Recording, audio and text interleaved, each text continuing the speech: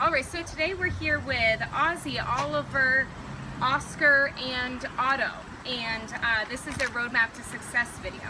So the Guardians contacted us primarily to work with Ozzy, right here, this is Ozzy, and she was having some issues listening to commands and doing basic obedience, but also kind of getting into some trouble out in the yard. So, this is Oscar.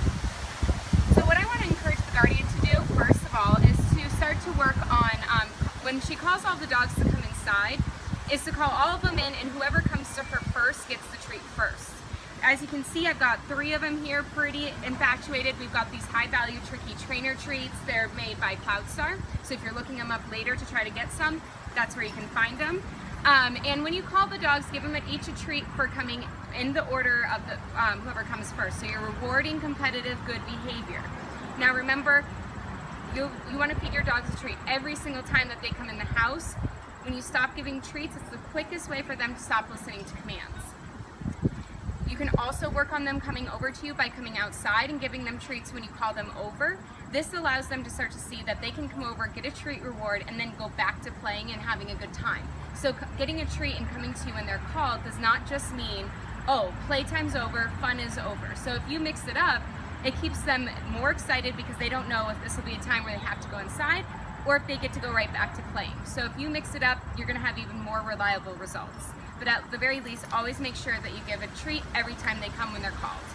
Okay, the next things I want you to work on is specifically is the leadership exercise. That's in the video above, so I'll refer you to how to do that by watching that video for instruction.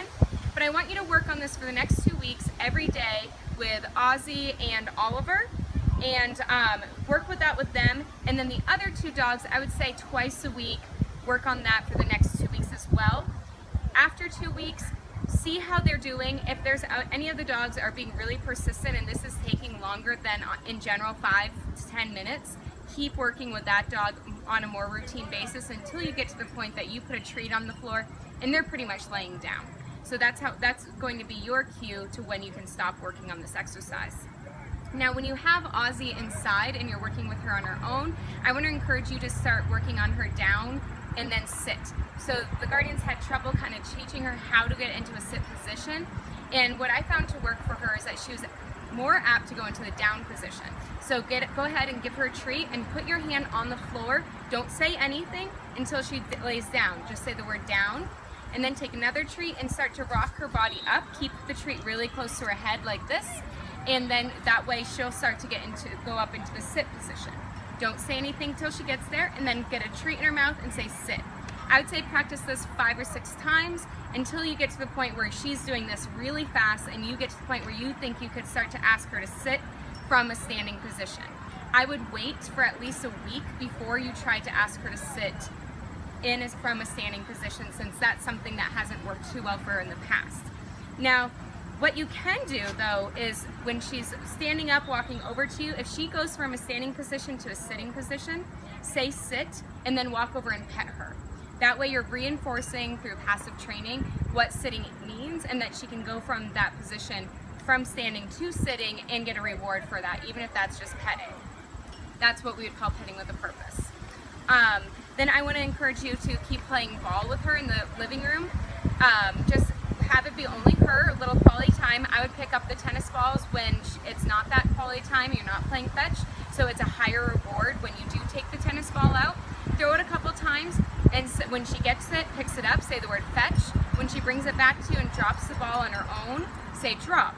Play that a couple of times back and forth until you get to the point where she's getting more excitable and she knows what that really means, and then you can start increasing the distractions by bringing her outside.